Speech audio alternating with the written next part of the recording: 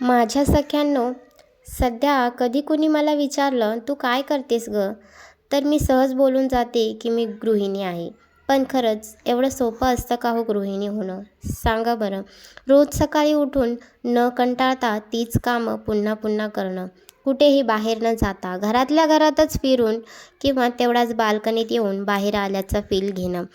स्वतःला विसरून आपल्या माणसांसाठी आणि मुलांसाठी जगणं खरंच सोपं असतं का हो? सगळ्यांच्या इच्छा पूर्ण करता करता आपल्या देखील काही इच्छा आहेत, तेही आपण विसरून जातो. खरंच सोपं असतं का हो? काम, घर, पूजा, स्वयंपाक सगळं काही एकदम परफेक्ट करण्याचा आपला तो प्रयत्न. एवढं सगळं करून आपल्याला मिळतं तरी काय? दोन शब्द शब्द कौतुकाचे आपल्या कानी तरी पडतात का? असू द्या. किती बोलेल तेवढं कमीच आहे गृहिणीविषयी.